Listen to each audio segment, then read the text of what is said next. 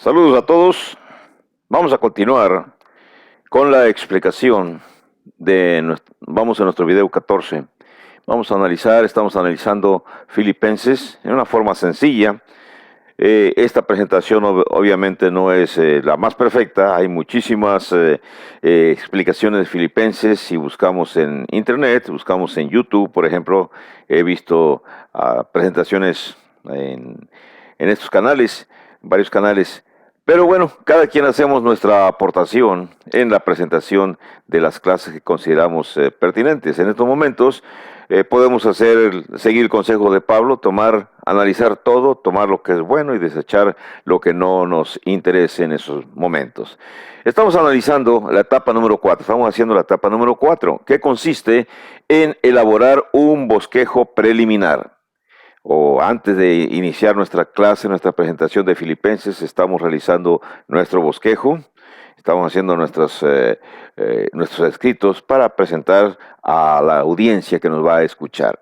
Estamos hablando sobre la vida singular de Pablo, desde el capítulo 1, versículos del 12 al 30.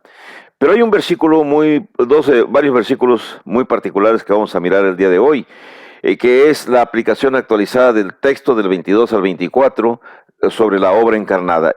En el video anterior hablamos un poco acerca de este texto. Déjenme leérselos aquí para que veamos qué cosa es lo que habíamos analizado en los versículos 22, las frases que dijo Pablo en los versículos 22 al 24. Así que buscamos nuestro libro de Filipenses y encontramos aquí la sección que dice: mas si el vivir en la carne resulta para mí en beneficio de la obra, no sé entonces qué escoger, porque de ambas cosas estoy puesto en estrecho, teniendo deseo de partir y estar con Cristo, lo cual es muchísimo mejor. Pero quedar en la carne es más necesario por causa de vosotros. Esa explicación, ese verbo, esas palabras que dice Pablo en estos versículos, nos habla acerca de un punto importante que mencioné en el video número 13, que es acerca de la identificación personal con la obra. ¿Cómo Pablo se identifica personalmente con la obra? Había escrito en el video anterior, varios puntos. Vivir en la carne, por ejemplo, lo que había dicho es que Pablo dijo que resultaba para él en beneficio de la obra. Luego un inciso siguiente, un inciso B, subinciso B, donde hablamos acerca de la palabra que dijo Pablo. Dijo: tengo el deseo de partir, tengo el deseo de estar, dijo Pablo, estar con Cristo. Y luego él menciona que sería muchísimo mejor, todo el versículo 23, dice: para mí sería muchísimo mejor. Y luego en el versículo 24, Pablo expone la siguiente opción. Expone lo que él va a decidir en esos momentos, o lo que considera que es mejor en esos momentos. Cuando él dice en el verso 24, dice: pero quedarme en la carne, quedarme en el cuerpo es más necesario. Y luego usa la frase, dice: por causa de vosotros. Y eso es lo que vamos a hacer ahorita en estos momentos, la aplicación de esa frase. ¿Cómo se encuentra el nexo entre la obra y entre vosotros? Por supuesto, Pablo está hablando a los filipenses, pero cada predicador, cada ministro en cada congregación, donde quiera que nos encontremos, tenemos un nexo muy fuerte, tenemos una unión muy fuerte con la congregación con la cual estamos trabajando. Sabemos que Pablo, en estos momentos de su escritura, de que escribe esta sección, él está en Roma. Pero el nexo, la unión, el cordón umbilical espiritual que lo une a él con la congregación, no que él haya nacido de la congregación.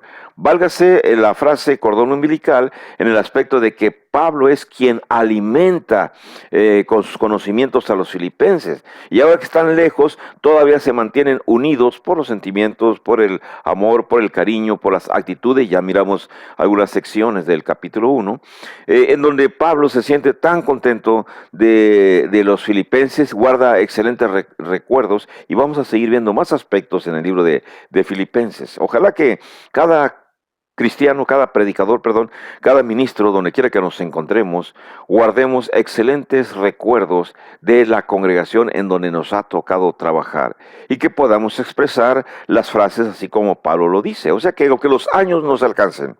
Aunque pasemos ya de los 60 años, yo tengo 64 para información de ustedes. Comencé la obra en Ciudad Victoria cuando tenía algunos 30 años, más o menos. Así que hace muchos años, 32 años tenía yo, hace muchos años que inicié la obra y bueno, todavía mantengo relaciones muy amplias, muy profundas con las congregaciones con las que trabajamos allá en México. Estoy viviendo en Texas, en Estados Unidos, para que algunas personas me dicen que mi español es español de México y es correcto. Estoy viviendo en Estados Unidos. Bueno, pero seguimos con esta cuestión. Entonces, ¿cuál es el nexo que existe entre la obra y entre el vosotros? Y el nexo es algo bien importante que ustedes y yo vamos a considerar según Pablo lo está diciendo.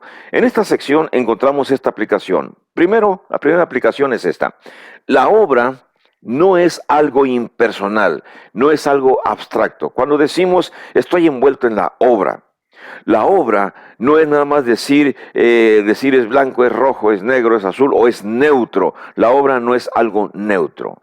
La obra es algo personal, no es impersonal, no es algo abstracto. La obra son gente, la obra son personas, la obra son hermanos que han conocido, que han recibido la instrucción por parte de nosotros y que ahora, bueno, han sido fieles ejemplos y continúan adelante en la exposición, en la expansión de la iglesia, en la exposición del evangelio, en la predicación del mismo y agrandando, extendiendo las fronteras del reino de Cristo. Entonces, la obra, otra vez, la aplicación, entender que la obra nunca va a ser algo impersonal, nunca va a ser algo abstracto. Envuelve sentimientos de ternura, de amor, de cariño, también a veces sentimientos de sufrimiento, cuando a veces el grupo que se considera los vosotros no corresponden de igual manera con el promotor, en estos casos quien inició la obra.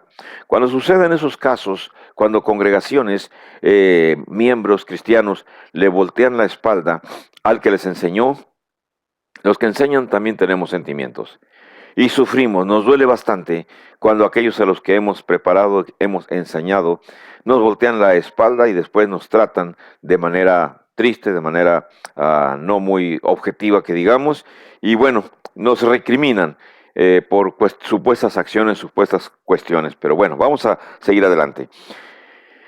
Lo que tengo aquí es otra aplicación que debemos entender. La obra es las personas es lo concreto. Y fíjense bien cómo entonces la obra va mucho más allá de las paredes de nuestro edificio. Es verdad que hacemos nuestra obra de predicación entre cuatro paredes y un púlpito enfrente, y un micrófono, un buen equipo de sonido, o a veces sin paredes y al aire libre, y uno es el expositor y bastantes son los oyentes.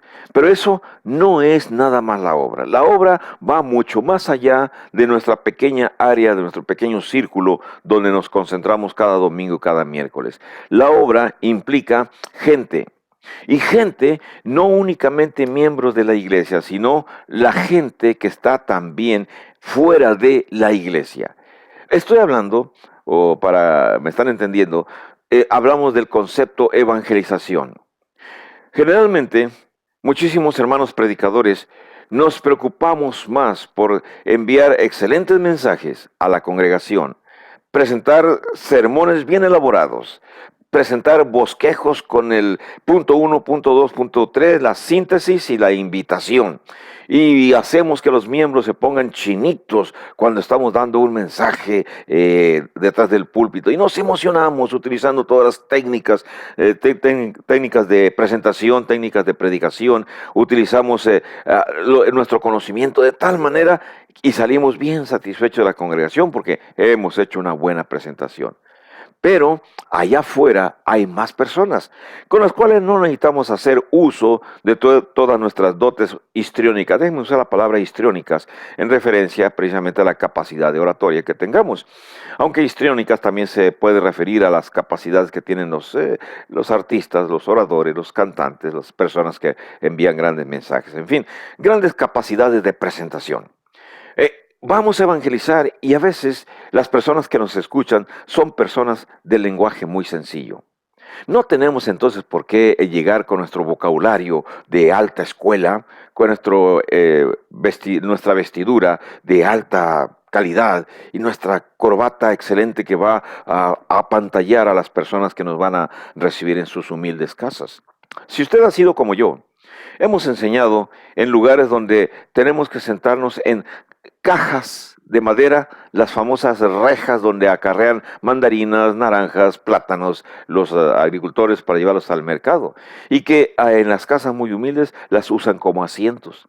Nos hemos sentado en piedras para que estamos afuera, debajo de un árbol, para estar enseñando. No estamos precisamente en una sala con aire acondicionado bien elegante y escuchando el Evangelio, presentando el Evangelio, con video presentaciones y teniendo un pizarrón allá bien elegante y estando haciendo nuestra interpretación, nuestra presentación del Evangelio. No. Si ustedes me entienden, si ustedes son del grupo que entiendo que deben de ser, somos personas, somos ministros, somos evangelistas, que no le tenemos miedo a ir a cualquier lugar. Y hablamos lo mismo con la persona preparada, con el ingeniero, con el licenciado, con el doctor, lo mismo que hablamos con el agricultor, con el campesino, con el albañil. Esto es interesante, esto es importante que entendamos nosotros entonces lo que es la obra. La obra es la gente en concreto, las personas. Donde quiera que vayamos a enseñar, la obra se centra en las personas, nada más. Tenemos un tercer punto. La obra no son las doctrinas, no son los programas. La obra son las gentes. A veces vamos a hablar de doctrinas y de programas. Habemos posiblemente algunos predicadores se apasionan tanto por la cuestión doctrinal y por la cuestión de que si aquella congregación enseña correctamente la doctrina, que si aquella congregación no la enseña correctamente, por temas que a veces son nimios, son muy sencillos. Son temas que podemos ir a dialogar con la congregación sin necesidad de ir con lenguaje muy escabroso y dándome ínfulas de ser el conocedor. Necesitamos conocer, enseñar la doctrina en forma adecuada, en forma correcta y en privado. Cuando se hacen presentaciones en público y hablamos grandemente acerca de la doctrina y hablamos acerca de cuestiones que ponemos muy por abajo a otros hermanos porque han practicado una doctrina posiblemente equivocada o errada porque no la enseñaron bien, bueno, vamos en privado y dialogamos con ellos. Si modifican, hemos ganado un hermano. Si no modifican, bueno, seguirán siendo pentecostales, seguirán siendo metodistas, seguirán siendo mormones y no podemos ser gran cosa. La invitación siempre es a cada persona que no sigan a sus líderes humanos, sino que hagan el análisis correcto de las Escrituras. Les damos las herramientas para analizar correctamente las Escrituras y llegar a la conclusión por ellos mismos, de que la doctrina bíblica es la que se presenta aquí y es la que debemos de seguir y es la que la Iglesia de Cristo sigue. Doctrinas humanas no aceptamos. Por eso, cuando nosotros la obra consideramos la cuestión de hacer énfasis constantemente en la doctrina, es correcto. Vamos a hacer énfasis en la doctrina, pero hablo acerca de la manera de presentar la doctrina. Y otras congregaciones tienen otra temática. Se centran en programas. Congregaciones que hacemos programas, por ejemplo, la de recoger a los más alejados en una camioneta de la iglesia. Y allá sale el predicador muy temprano y anda recorriendo las colonias o las calles donde están los hermanos, y los hermanos salen muy calmadamente a decir: espéreme, hermano, apenas me estoy peinando, hermano, me estoy poniendo los calcetines, y allá estamos pacientemente en las camionetas esperando a que vengan los hermanos. Es el programa de la camioneta, o el programa de llevar comida a los encarcelados o a los enfermos, y le llevamos comida a los hospitales, a los familiares de las personas que están siendo atendidos, y les damos de comer, etcétera, etcétera. ¿Cuántos de esas personas que le damos de comer después asisten a nuestra iglesia o quieren conocer más? Generalmente es muy poco el resultado. Pero bueno, hay iglesias, hay congregaciones que se enfocan en los programas. Ya no salen a evangelizar, ya no salen a buscar perdidos, sino lo que salen es a tratar de aliviar el hambre de muchísimas personas que se encuentran en la sociedad y que en realidad sí están necesitados de alimentos. Y entonces dejamos de centrarnos en lo que nuestro Señor Jesús hizo. ¿Alimentó Jesús a los pobres? Sí, pero sin dejar de evangelizar, sin dejar de hablar acerca del evangelio, acerca del reino. O Tampoco debemos ser tan fanáticos de decir, enfocarnos nada más en la predicación del Evangelio y no hacer nada más, sino que tenemos que ser suficientemente eh, gente que en promedio hacemos las cosas que están a nuestro alcance. Miren, hay otro punto más aquí que tenemos que dialogar. La obra no es una carrera. Y aquí viene la cuestión de la carrera. No es de que esta congregación está haciendo más que la otra congregación o aquella congregación está haciendo más que esta congregación, a ver quién hace más y una especie de competencia entre predicadores, entre congregaciones, a ver quién crece más pronto, a ver quién tiene el edificio más elegante, a ver quién tiene la camioneta más del año, a ver quién tiene más miembros o a ver quién presenta los sermones más convincentes. No es una carrera de esa naturaleza. No es estar tratando de mostrar nuestros dones para compararlos con el hermano o con el hermano. Sabemos que hay hermanos que han recibido una educación excelente en buenas escuelas bíblicas y sabemos que tienen muchísimo más conocimiento, se han envuelto mucho más en la Biblia, y recibieron becas para estudiar y por lo tanto cuando gradúan, son hermanos que tienen un conocimiento suficiente para presentar sus mensajes. Pero que eso no sea motivo de enorgullecerse. Porque también tenemos hermanos que son autodidactas, hermanos muy sencillos que con todo el amor de su alma presentan sus lecciones muy sencillas de lo poquito que han ido conociendo o que toman cursos por correspondencia y ahora se dedican a presentar el Evangelio o que son los encargados de una obra que apenas está creciendo, que apenas tiene 5, 6, 7 miembros y que, bueno, son los hermanos predicadores de la congregación. Pero es triste ver cuando llega un predicador graduado de una congregación y mira con menosprecio a esas personas humildes que hacen su esfuerzo para presentar sus enseñanzas. No, no hay tal. No hay tal. Pablo en su presentación es, vamos a decir, es uno de los apóstoles el más capacitado, el más preparado. Pero no por eso va a menospreciar a Pedro, va a menospreciar a Jacobo y decir que son menos. Claro, él mencionó que los que eran columnas en la iglesia no tenían nada que enseñar, me dicen en algunas de sus presentaciones Pablo. Pero aún así él no está menospreciándolos. Simplemente está diciendo que, bueno, lo que ellos sabían también yo ya lo sé. Y ahora Pablo se lanza, qué bueno que tiene esa gran capacidad. Yo me he llevado sorpresas, infortunadamente, cuando personas que son muy capacitadas y que prometen que va a dar grandes resultados en su obra, y de repente encuentro que a veces los más capacitados solamente son predicadores de púlpito. Mil disculpas si se siente usted ofendido, pero solamente se sienten predicadores de atrás del púlpito y no son capaces de salir a evangelizar, a promover el cristianismo fuera.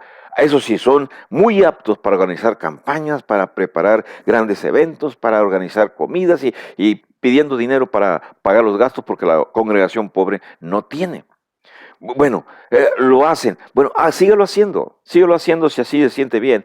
Pero la jactancia vamos a dejarla por lado. El orgullo de los títulos obtenidos en la escuela de predicación los dejamos por un lado y ahora humildemente nos bajamos al nivel de nuestros hermanos más sencillos que no conocen y vamos a enseñarles. Miren, no hay el que corre más y el que corre más en la obra. Unos son más excelentes oradores, pero así como el Señor menciona en algunas de sus cartas, unos son los que predican, otros son los que enseñan, otros son los que evangelizan, pero a cada uno Dios le dio su don. Ni uno es superior al otro, ni el otro es inferior a nadie, sino que todos somos iguales delante de Dios y cada quien seremos juzgados por la obra que realicemos. Ahora bien, las iglesias que están centradas en programas de, vamos a decir, reuniones de mujeres, reuniones de jóvenes, llevar alimentos a los pobres, en programas de recoger a los viejitos, recoger a los enfermos, llevarlos a los hospitales. Bueno, esa es su opción y es muy respetable, son muy libres de hacerlo.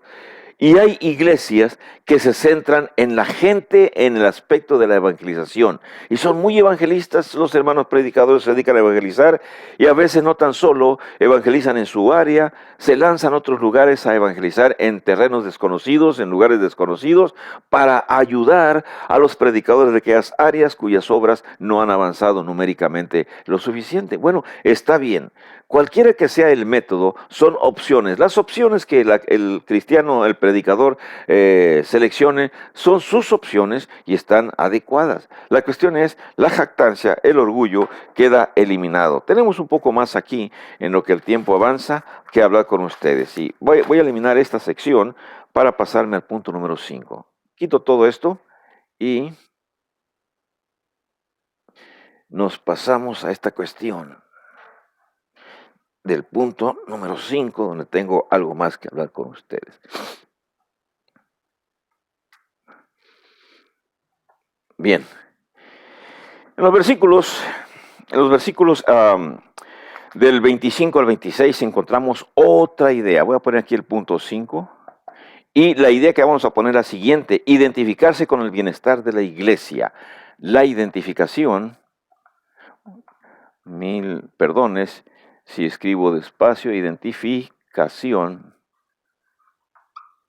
La identificación con el bienestar de la iglesia.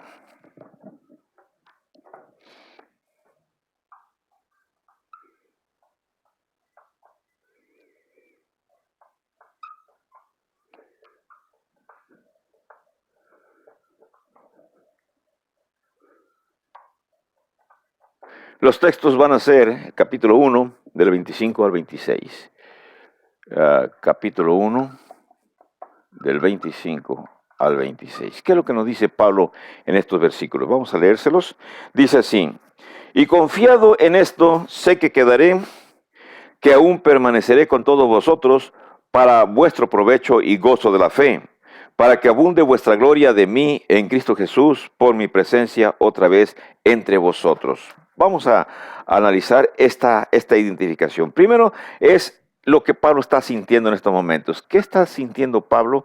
Pablo se nota enseguida aquí que tiene un propósito bien definido. ¿Cuál propósito? El propósito de continuar, de nunca decir: he cumplido mi parte, he terminado la carrera, ya no quiero predicar, sino el propósito de continuar. ¿Hasta cuándo? Hasta que la muerte lo recoja y ya vaya con el Señor, hasta que la muerte le llegue.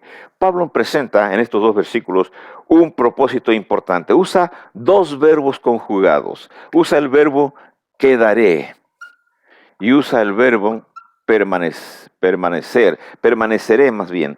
Los dos verbos permaneceré, permaneceré. ¿Y qué significa estos dos verbos?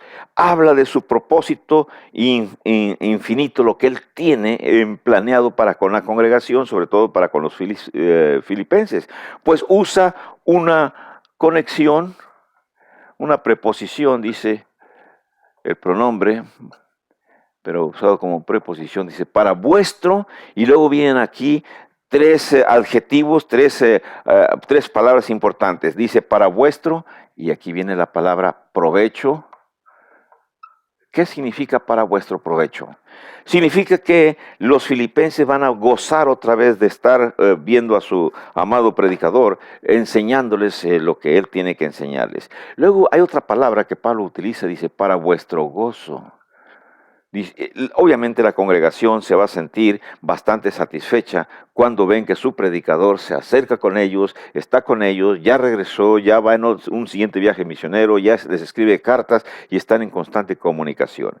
La congregación de Filipos va a recibir mucho más beneficios cuando Pablo queda en la carne, cuando no muere. Él dijo en la sección anterior que él quisiera, él anhelaba, él deseaba estar con Cristo, pero por causa de la obra es mejor permanecer para vuestro provecho, para vuestro gozo y para el aumento, para incrementar la fe de los receptores. Entonces, esto es importante, es interesante lo que Pablo está diciendo, porque él está mencionando aquí cómo se identifica con la obra, cómo se identifica con el bienestar de la iglesia y cómo muestra, cómo presenta él su propósito de continuar, así como cualquiera de nosotros que nunca en nuestra mente se pone la idea de abandonar, que ya se me acabó el sostenimiento, ya voy a dejar la iglesia.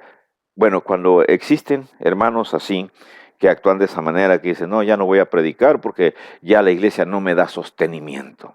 Y prefiere abandonar, prefiere irse y deja a los hermanos ahí nada más. Cuando pasan casos como esos son muy tristes porque entonces encontramos, no quisiera decir el calificativo para hermanos que abandonan la obra solo porque ya no tienen sostenimiento. La obra se puede seguir haciendo, claro, con menor eficacia, porque necesitamos trabajar secularmente y al mismo tiempo presentar la obra. Yo trabajo secularmente, hago lo que tengo que realizar, estoy pensionado aparte de eso, y aún sigo envuelto en la obra, predico en la congregación y estoy haciendo el esfuerzo de presentar estas sencillas clases por YouTube, y aparte de eso hago viajes periódicos para el sur de México, para el centro de México, visitar algunas de las congregaciones que establecimos en mi época de misionero. Bueno, seguimos viendo aquí un poquito más. Pablo presenta en el versículo 26, todo eso está en el versículo 25. El versículo 25, cuando Pablo dijo así, dijo de esta manera, dice, y confiado en esto sé que quedaré, que aún permaneceré con todos vosotros, para vuestro provecho, para vuestro gozo de la fe. Y bueno, yo puse la palabra para vuestro gozo y para que vuestra fe sea aumentada. Pero en el verso 26 dice Pablo más cómo menciona su enfoque de continuar. Él tiene un enfoque bien definido. Tiene el enfoque de continuar, pase lo que pase, en su obra misionera, en su obra de enseñar. No tiene la idea de claudicar, la idea de detenerse. Él dice en el verso 26, para que abunde vuestra gloria de mí, en Cristo Jesús, por mi presencia otra vez entre vosotros. Quiero hacer énfasis en la palabra que abunde, en la frase, que abunde vuestra gloria. Si notamos todo esto, nuevamente encontramos cómo Pablo se enfoca en la gente y quiere permanecer para que abunde la gloria de los filipenses, el conocimiento de los filipenses. Es interesante entonces mirar cómo Pablo nos va presentando su pensamiento, su manera de ser, su manera de actuar, y que cada uno de nosotros, ya seamos miembros activos en una congregación o ya seamos ministros ya dedicados tiempo completo a la obra, tiempo parcial a la obra, debemos de adoptar estos pensamientos que Pablo nos está presentando en su libro de Filipenses. La próxima presentación vamos a hablar algo más de los versículos 27, 28, 29 y 30. Que tengan ustedes muy buen día, bendiciones para todos, hasta luego.